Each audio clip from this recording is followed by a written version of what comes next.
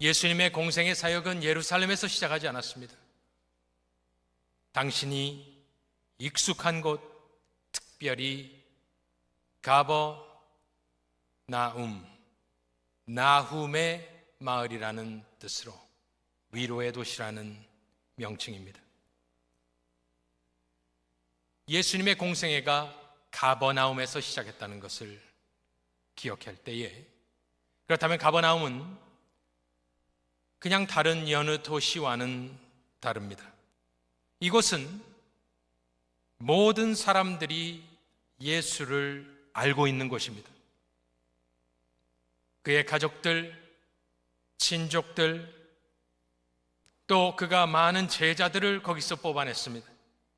그러면 제자들의 가족들, 제자들의 친족들, 그들의 사돈, 팔촌, 시족을 이루어서 이 북부 갈릴리 지역, 특별히 가버나움은 모든 이들이 예수를 알고 있는 곳. 그래서 가버나움에서의 실패는 다른 어떤 곳에서의 실패보다 더 쓰라리고 민망하고 낙심케 만드는 곳이 바로 가버나움일 것입니다. 6장 처음에 오병이었대 5,000명으로 시작했습니다. 5,000명 플러스입니다.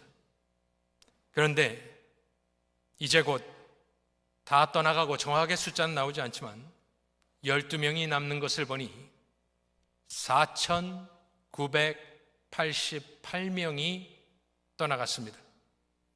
물론 배를 타고 쫓아온 사람은 훨씬 적었을 것이고, 하지만 지금은 예수님의 2년차 공생의 기간입니다. 이제는 돌이킬 수도 없습니다. 사역 초기에 이런 일이 있었으면 회복하고 만회할 수 있지만 이제는 2년차가 지나갈 때 99%에 따르던 사람들이 떠나갔다. 하나 더 우리의 가슴을 더욱 아프게 하는 요한이 쓰는 단어는 떠나갔던 사람들을 제자라고 부르고 있다라는 사실입니다. 여긴 그의 고향과도 같은 제3의 고향이고 그의 사역이 출범한 곳, 제자들과 모든 친족들이 그를 알고 있는 곳, 거기에서, 가버나움에서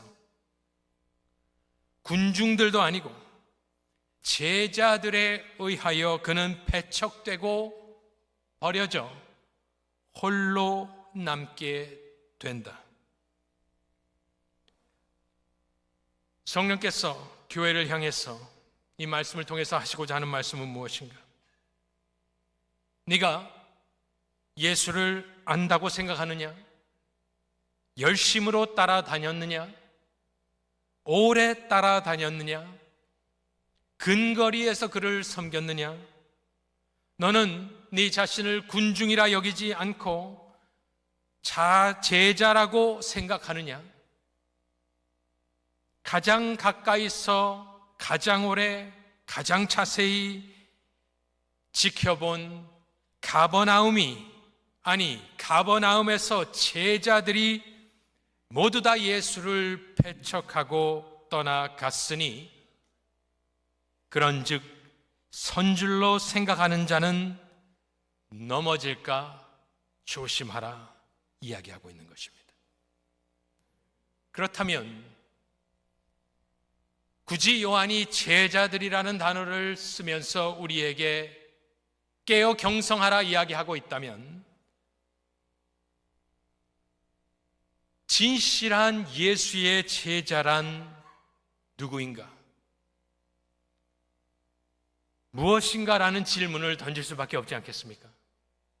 군중이 떠나간 것은 우리가 이해를 하지만 제자들이 떠나갔다라는 말은 저와 여러분을 깨워야 합니다.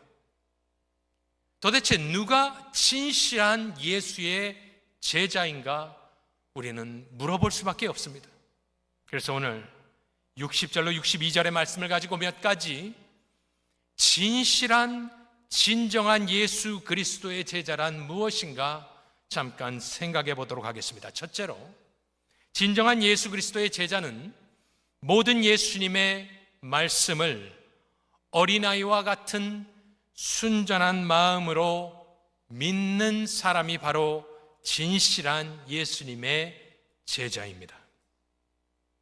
왜 이렇게 이야기하느냐?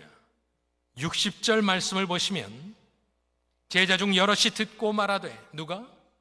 제자가 여럿이 듣고 말하되 무엇이라 그들이 이야기를 하느냐? 이 말씀은 어렵도다. 누가 들을 수 있느냐? 누가 받을 수 있느냐? 했습니다. 6장 전체의 말씀 중에서도, 하지만 특별히 마지막에 지금 최근에 말씀하신 내 살을 먹고 내 피를 마시는 자는 영생을 가졌고 내 살은 참된 양식이요 내 피는 참된 음료로다, 이 말씀이 어렵도다 하였습니다. 왜 어렵죠? 어려움의 기준이 무엇이죠? 말길이 어려운 것 하나도 없었습니다. 내용이 어려운 것 없었습니다. 그들은 그렇지만 그것을 어렵다 표현한 것은 믿기 어렵다라는 말입니다. 내용이 어려운 것 있었나요? 내 살, 내 피, 하늘로부터 내려온 자, 생명의 떡, 어려운 말은 하나도 없습니다. 어렵다라는 것은 믿기 어렵다라는 말입니다. 왜 믿기 어렵죠? 왜 어려울까요? 예수님의 말씀이 왜 어려울까요? 왜 믿기 어렵냐면 내가 있는 위치에서 예수님을 판단하고 그의 말씀을 듣고 있기 때문입니다. 내 상식으로, 내 지식으로, 내 경험으로 예수님 하시는 말씀을 듣기 때문에 어려운 것입니다. 66절에 다 떠나가지만 이미 60절에 어렵도다 했을 때 걸려 넘어졌습니다. 떠나간 것은 결과일 뿐입니다. 그렇다면 안 떠나가려면, 저와 여러분이 진실한 제사로 끝까지 예수 곁에 남으려면 주의 말씀을 향하여 어렵다 하면 안 되는 것입니다. 어렵지 않으려면 어떻게 해야 됩니까? 믿어야 합니다. 예수님이 하시는 말씀을 믿으려면, 이 사람들과 다르려면 나의 모든 것을 내려놔야 합니다. 얼마나 내려놔야 되냐면 나의 모든 생각과 편견과 경험과 인본주의적 생각을 다 내려놔야 합니다. 모든 걸 믿는 맑고 순수한 순진한 어린 아이처럼 내 마음을 예수님께 백지로 드리고 예수님께로 하여금 나의 마음에 그의 말씀을 적게 하고, 우리는 마치 어린아이가 와, 예수님 그런 분이시군요, 더 예수님 얘기해 주세요, 더 천국 얘기해 주세요, 밝게 웃는 어린아이와 같은 그런 맑은 심령을 가지고 다 내려놓고 주의 말씀을 들으실 수 있기를 간절히 소원합니다. 누군가 여러분에게 너 예수를 믿느냐? 믿는다. 오병이어를 믿느냐? 믿는다. 예수께서 폭풍의 바다를 밟고 지나가신 것, 물 위로 걸으신 것을 믿느냐? 믿는다. 아이고, 너는 참으로 순진하구나. 그런 걸 믿느냐? 순진하다라는 말은 욕일 것입니다. 우리는 누가 여러분에게 와서 아이고 참 순진하다 그러면 기분이 좋겠습니까?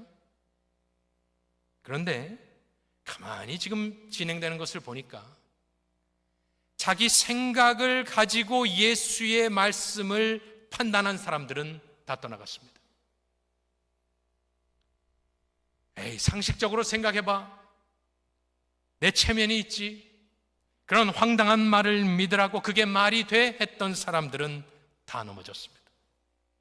이 말씀이 어렵다 했습니다. 예수님은 마태복음 18장 3절에 뭐라 하시느냐? 이르시되 진실로 너희에게 이르노니 너희가 돌이켜 어린아이들과 같이 되지 아니하면 결단코 천국에 들어가지 못하리라. 우리는 저 말씀을 심각하게 여기지 않습니다. 왜요? 내 생각대로 듣고 있기 때문입니다. 말씀을 듣는데 필터를 하고 있습니다. 설마 그러겠는가? 예수가 사랑인데 나를 내치겠는가? 예수님은 결단코라는 단어를 사용했습니다. 어린아이와 같이 되지 아니하면 결단코 천국에 들어가지 못하리라. 이 말씀에 두려워 떠는 사람 거의 없습니다. 그러므로 누구든지 이 어린아이와 같이 자기를 낮추는 사람이 천국에서 큰 자니라. 낮추실 수 있기를 바랍니다. 다 내려놔야 합니다.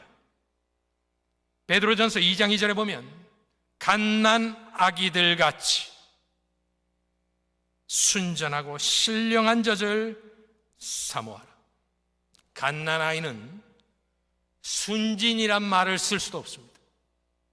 주는 대로 먹는 겁니다. 바틀에 콜라가 들어있으면 콜라를 받아 마시게 되어 있는 것입니다. 갓난 아이들 그렇게 되라고 성경은 말하고 있는데 우리는 참으로 교만하게 예수 앞에 내 생각, 내 뜻, 내 상식, 내 지식 그렇게 나온다는 말입니다. 이것은 어린 아이들에게만 해당되는 말이 아닙니다. 요한복음 1장 47절에 예수께서는 나다나엘을 향하여서도 말씀하신 것이 그 속에 간사한 것이 없도다 하였습니다. 에스겔서 3장 3절에 보면 내게 이르시되 인자야 내가 내게 주는 이 두루마리를 내 배에 넣으며 내 창자에 채우라 하시기에 내가 먹으니 그것이 내 입에서 달기가 꿀 같더라 증언하였습니다. 에스겔은 30살의 부르심을 받은 어른입니다. 말씀을 듣고 읽고 배에 채우고 아이고 달다 어린 아이들 주일학교 학생들만 하는 것이 아니라 저와 여러분은 주님께서 하시는 말씀을 순전한 마음으로 받으실 수 있기를 간절히 소원합니다.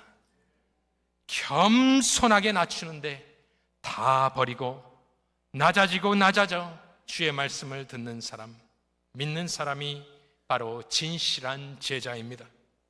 두 번째로는 어떤 요건이 있겠는가?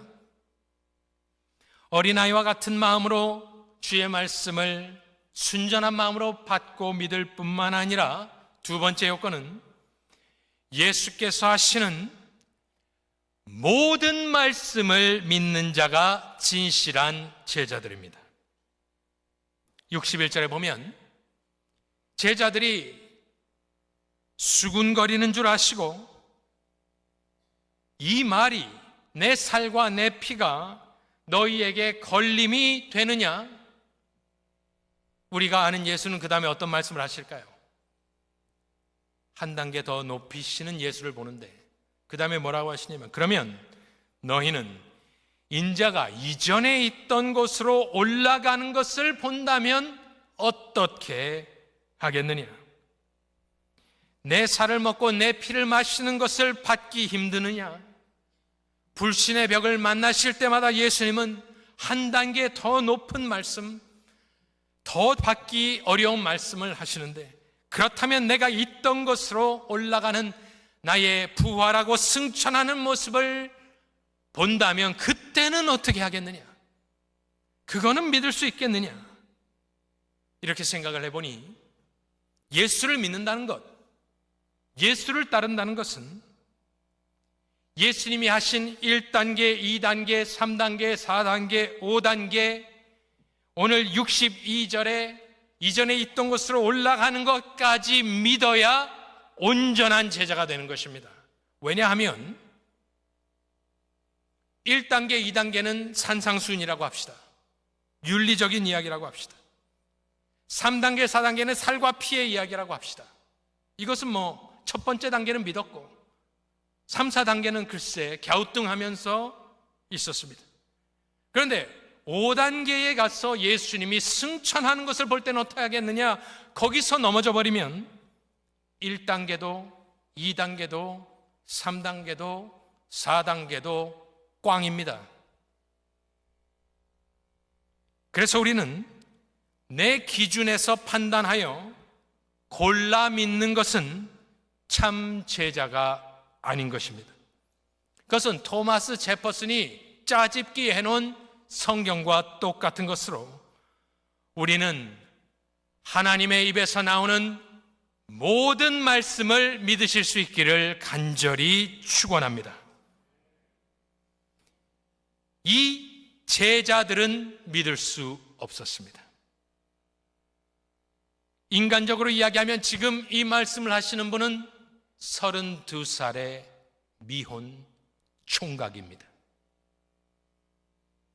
하지만 당신에 대해서 말씀하실 때에 예수는 당신을 향하여 무엇이라 하셨는지가 생각이 나는데, 요한복음 14장 6절에서 예수께서 무엇라 하셨는가?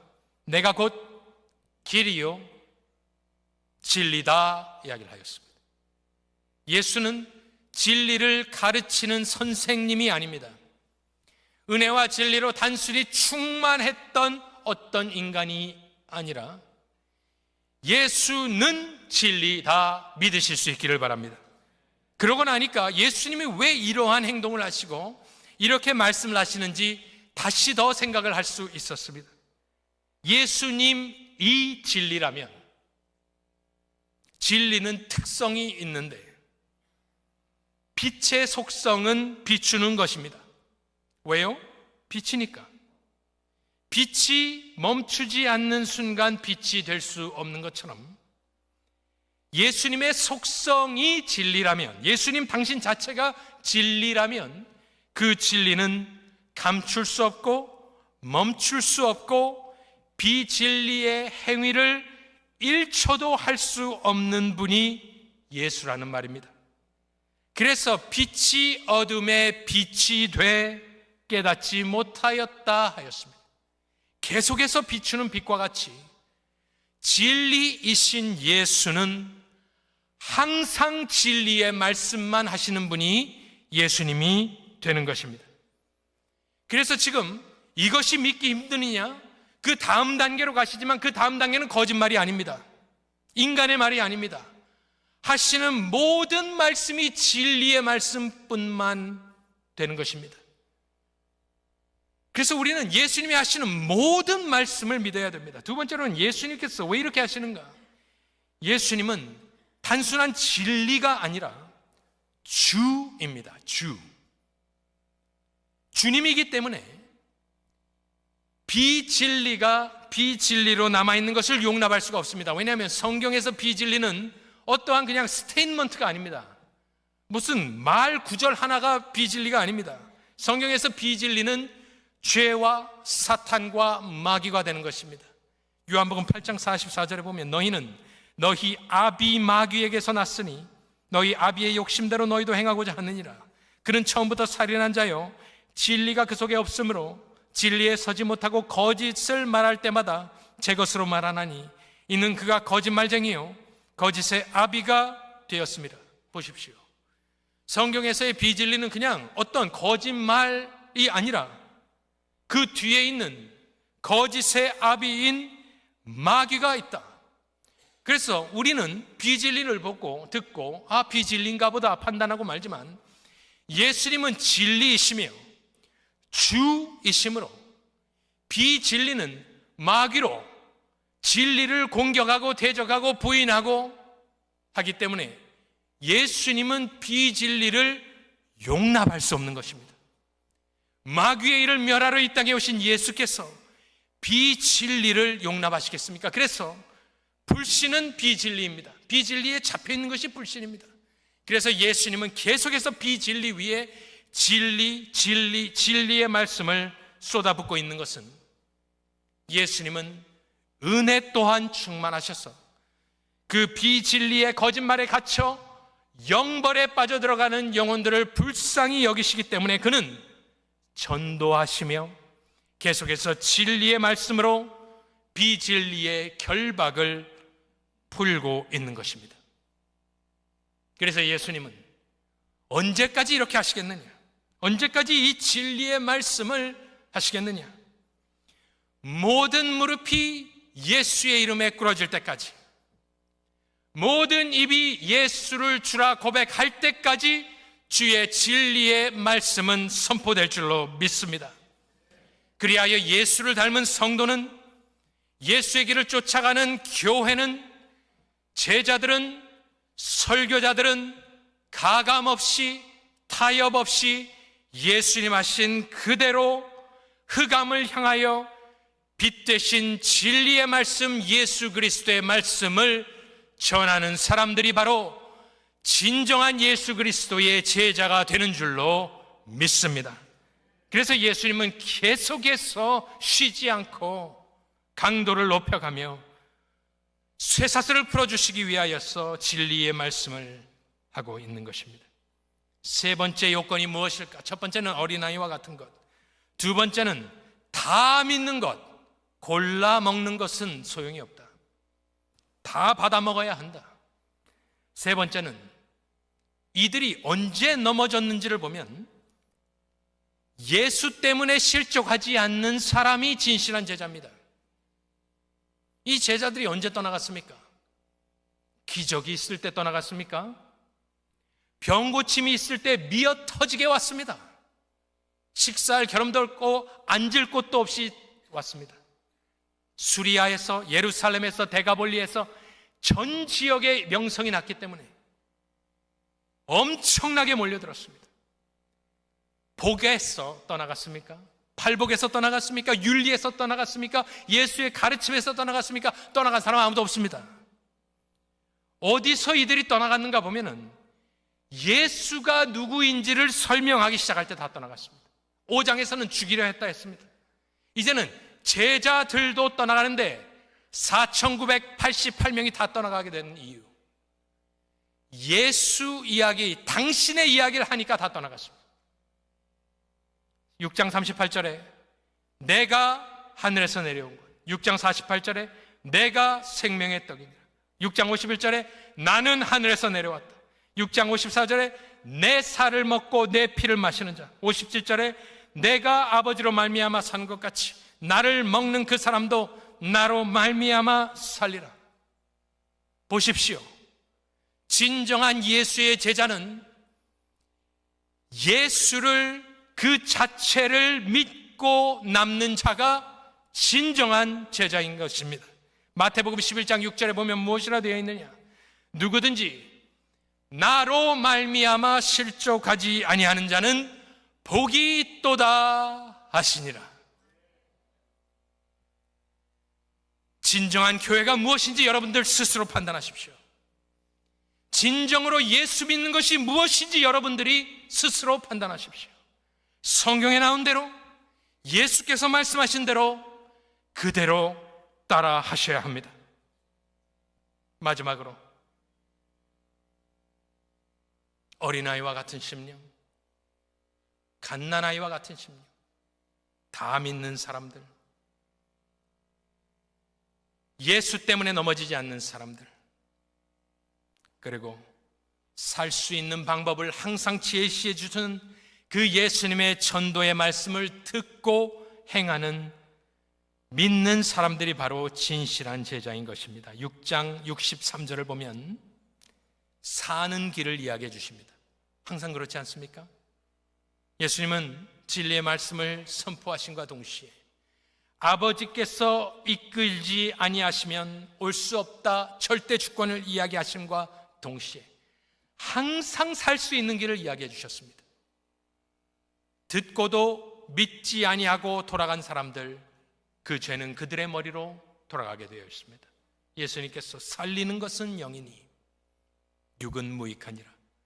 내가 너희에게 이른 말이, 그 말이 영이요 생명이라.